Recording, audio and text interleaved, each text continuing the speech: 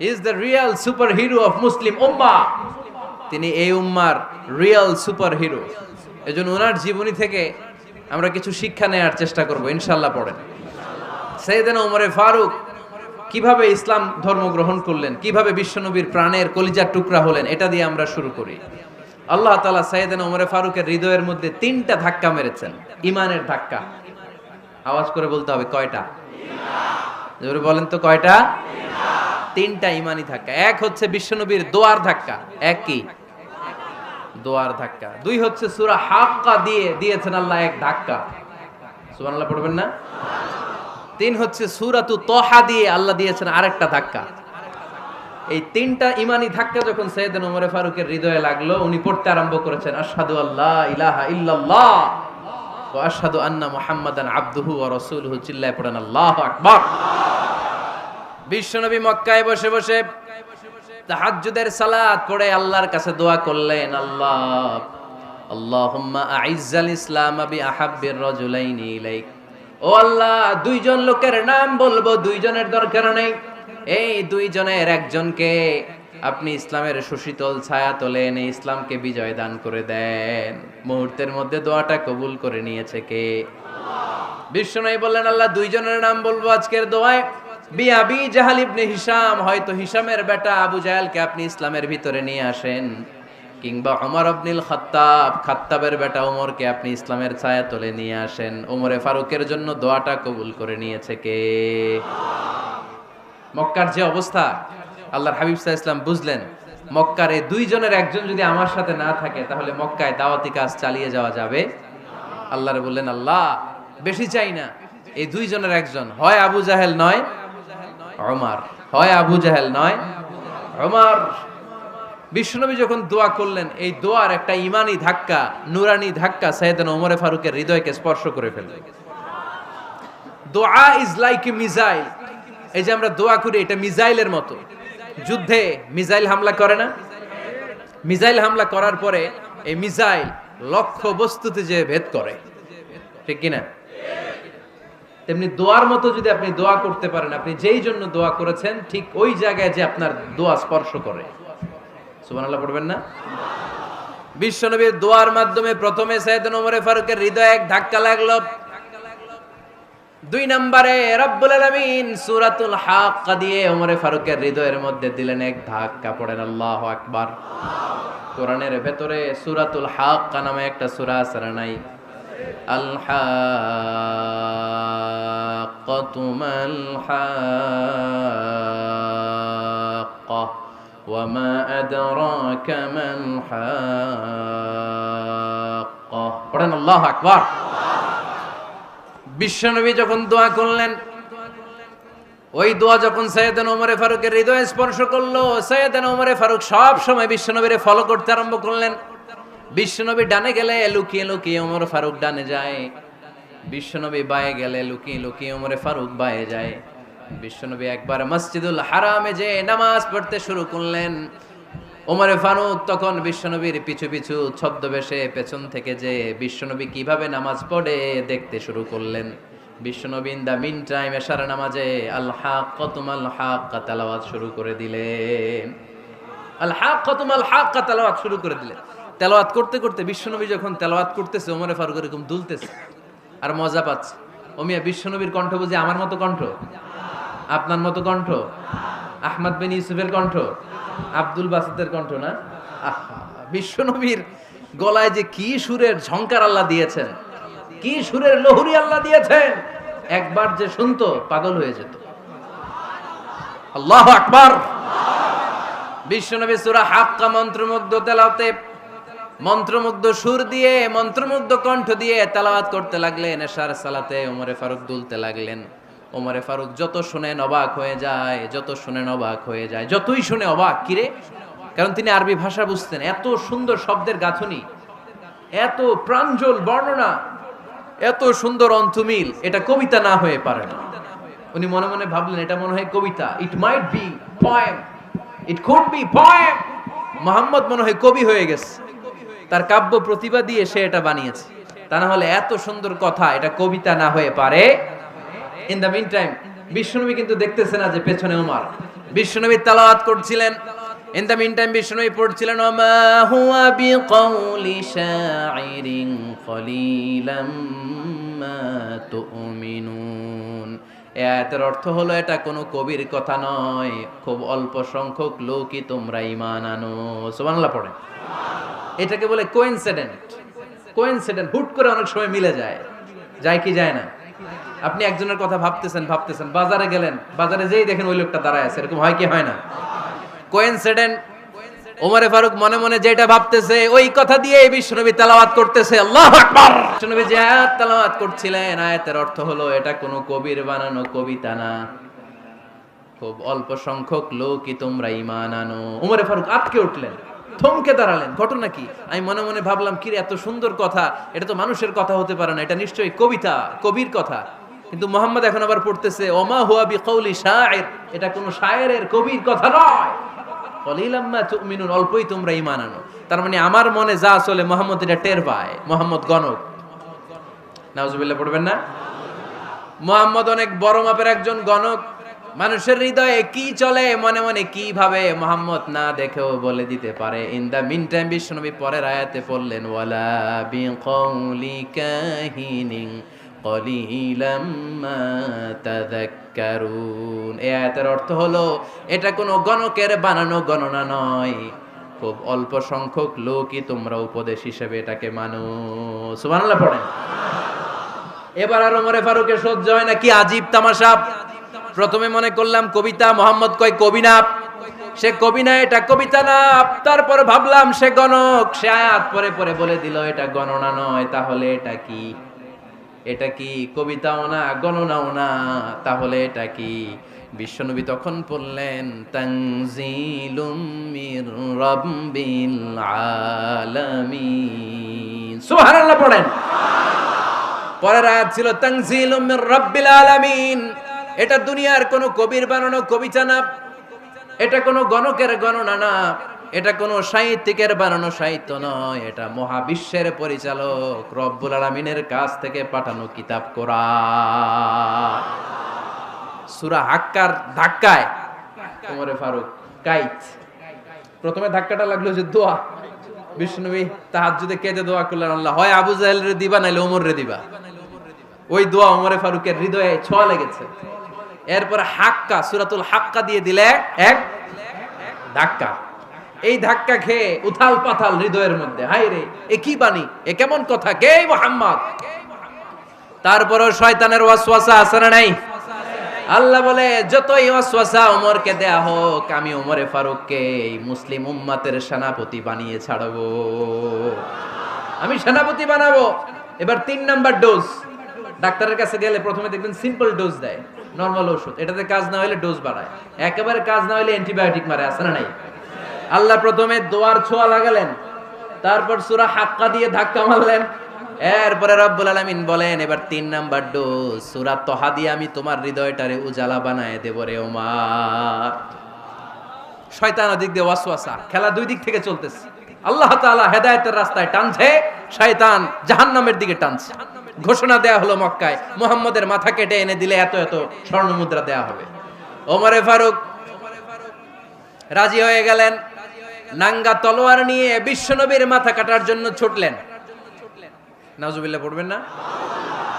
বনু জাহরা গোত্রের এক লোক বলে, আইনা ইয়া ওমর, কই যাও? মুহাম্মদের মাথা কাটতে যাই। আরে মুহাম্মদের মাথা কাটতে যাও? তোমার বোন ফাতিমা বিনতে খাত্তাব আর তোমার বোন জামাই সাঈদ কদ সাবাআ, এরা তো ধর্ম ত্যাগ করে ফেলছে, এটা তো আমাদের ধর্ম ত্যাগ করে মুহাম্মদের ফলোয়ার হয়ে গেছে। আগে ওমর ঘর সামলাও, পরে মুহাম্মদের মাথা কাটতে যেও। ওমরে ফারুক অবাক হয়ে গেলেন, তলোয়ার নিয়ে বিশ্বনবীর দিকে না যে নিজের বাড়ির দিকে চলে গেলেন। বিশ্বনবীর আপন বোন ফাতিমা বিনতে খাত্তাব, বোন জামাই সাঈদ আর খাব্বাব রাদিয়াল্লাহু তাআলা আনহু, তিনজন মিলে সূরা তহা তেলাওয়াত করছিলেন। পড়েন সুবহানাল্লাহ। মক্কায় লুকিয়ে লুকিয়ে দাওয়াত হতো। খাব্বাব রাদিয়াল্লাহু তাআলা আনহু একটা চামড়ার ফলকের মধ্যে সূরা তহার কয়েকটা আয়াত এনে ওমরে ফারুকের বোন আর বোন জামাইকে শিক্ষা দিচ্ছে, ট্রেনিং দিচ্ছে। সুবহানাল্লাহ পড়েন। লুকিয়ে লুকিয়ে ওমরে ফারুক যখন ঘরে চলে আসলেন, এরা তটস্থ হয়ে গেল। সাইয়েদনা খাব্বাব বিছানার তলায় লুকিয়ে গেলেন। ওমরে ফারুক বললেন দরজা খোলো। ফাতেমা বিনতে খাত্তাব দরজা খোলার পরে সাইয়েদনা ওমর রাদিয়াল্লাহু তাআলা আনহু বোনের গায়ে আঘাত শুরু করে দিল। বোন জামাইকে আহত করতে শুরু করলো আর বলতে শুরু করলো, তোরা পাগল হলি কেন? কি আছে ওই মুহাম্মাদের মধ্যে? কি জাদু নিয়ে এসেছে? সে যাই বলে লোকজন পাগল হয়ে যায়, সবাই তার উপর কালিমা পড়ে ঈমান এনে ফেলে।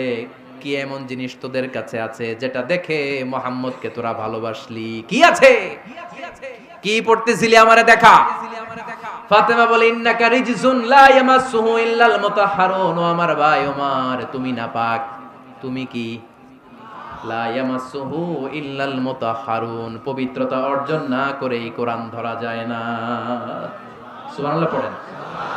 ওমরে ফারুক গোসল করে আসলেন, কারণ ধাক্কা তো আগে কয়েকটা খাইছে। কথা বুঝেন নাই বোধহয়? প্রথমে দোয়ার ধাক্কা, পরে কোন সূরা দিয়ে ধাক্কা? হাক্কা দিয়ে ধাক্কা। 3 নম্বরে এখন আরেকটা ধাক্কা খাবে। গোসল করে আসলেন। ফাতেমা বিনতে খাত্তাব বললেন, গোসল যখন করে এসেছেন এই নেন। ওমরে ফারুক এবার চামড়ার কাপড়ের মধ্যে সূরা তহার প্রথম আয়াতের দিকে নজর করলেন। নজর করেই কোরআনের প্রেমে পড়ে গেলেন। পড়েন সুবহানাল্লাহ।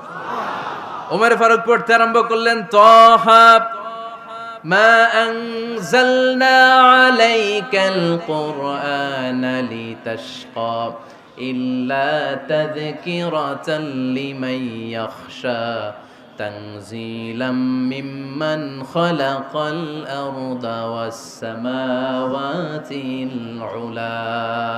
সুবহানাল্লাহ পড়েন। উনি পড়তে আরম্ভ করলেন, তহা মা আনজালনা আলাইকাল কুরআনা লিতাশকা, এই কোরআনকে আমি তোমাদের হতভাগ্য জাতি হিসেবে দুনিয়ায় থাকার জন্য পাঠাই নাই। এটা রব্বুল আলামিনের পক্ষ থেকে এসেছে।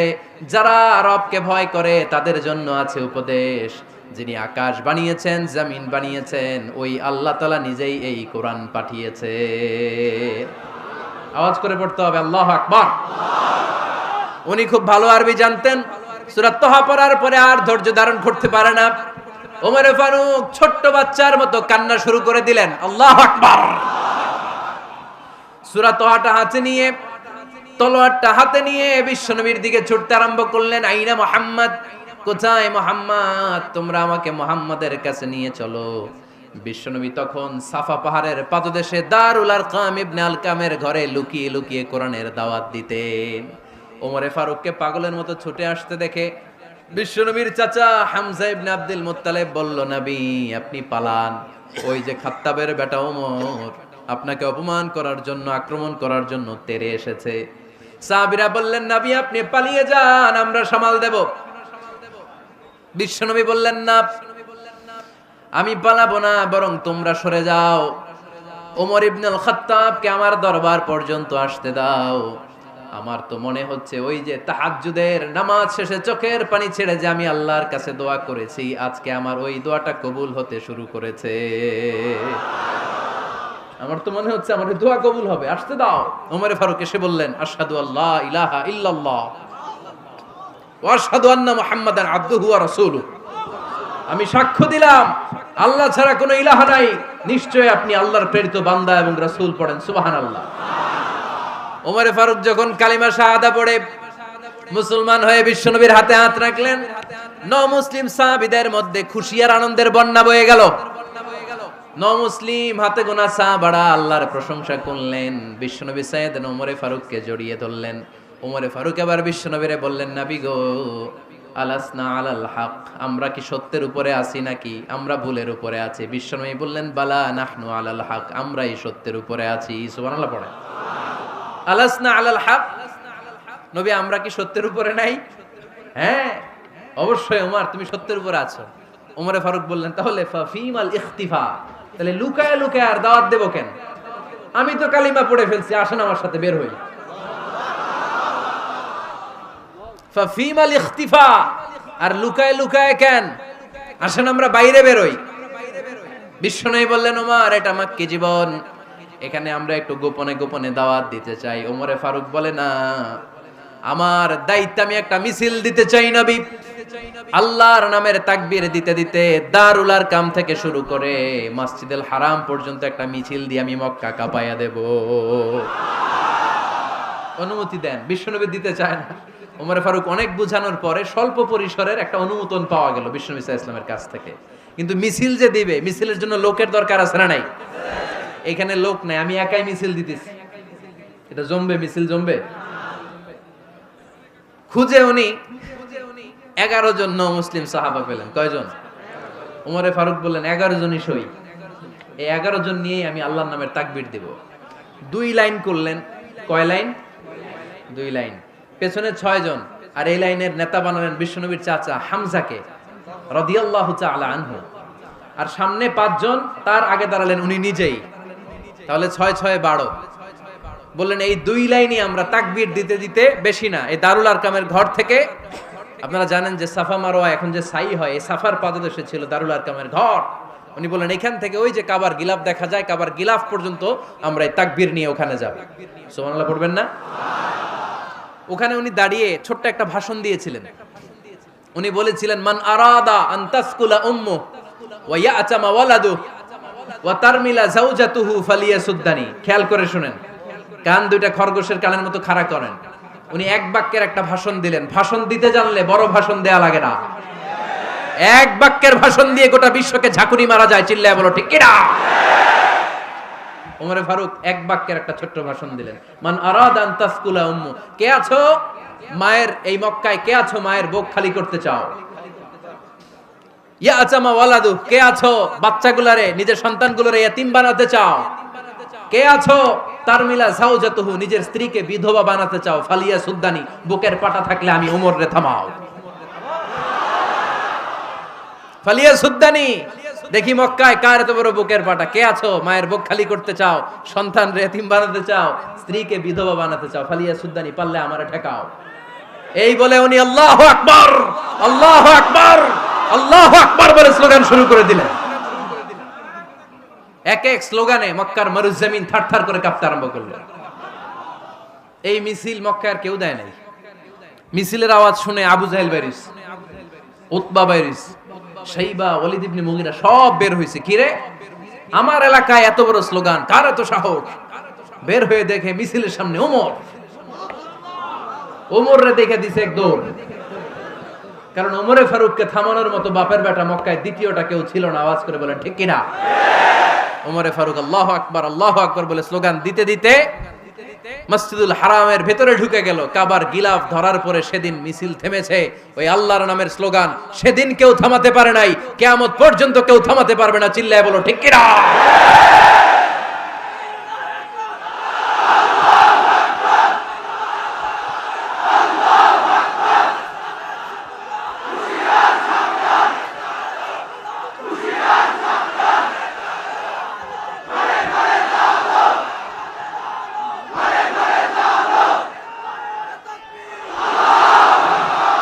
ওইরকম একটা ওমরের দরকার, আমাদের বেশি চাই না। জোরে বলেন ঠিক কিনা? দাও খোদা দাও আমায় আবার ওমর দারাজ দিল, দাও খোদা দাও আমায় আবার ওমর দারাজ দিল, দাও আলীর মতো বীর সেনানি, আলীর মতো বীর সেনানি জাগাতে নিখিল, দাও খোদা দাও আমায় আবার ওমর দারাজ দিল। সুবহানাল্লাহ পড়েন। একটা ওমর লাগবে। চিল্লায় বলেন কয়টা? ওই ওমরের অপেক্ষায় বাংলাদেশ সহ গোটা মুসলিম উম্মাহ। ঠিক কি না? একটা ওমরই যথেষ্ট। আমাদের সেন্ট্রাল লিডারশিপ নাই তো, আমাদেরকে এদিকে লাথি মারলে আমরা ওইদিকে যাই, ওদিক থেকে গুতা মারলে আমরা এদিকে যাই। আমাদের রিপ্রেজেন্টেটিভ, আমাদের প্রতিনিধিত্ব করার মতো কোনো কেন্দ্রীয় লিডারশিপ নেতৃবৃন্দ গোটা বিশ্বে নাই। ঠিক কি না? আমরা সেই ওমরে ফারুকের অপেক্ষায়, আমরা সেই ইমাম আল মাহাদির অপেক্ষায়। এই ওমরে ফারুক আমাদের মডেল। ঠিক কি না? থার্ড ইন পজিশন এই পুরা উম্মতের মধ্যে ওনার পজিশন নাম্বার 3। 1 নাম্বার পজিশন বিশ্বনবীর, কার? 2 নাম্বার পজিশন কার? আবু বকর। 3 নাম্বার পজিশন কার? ওমরে ফারুকের।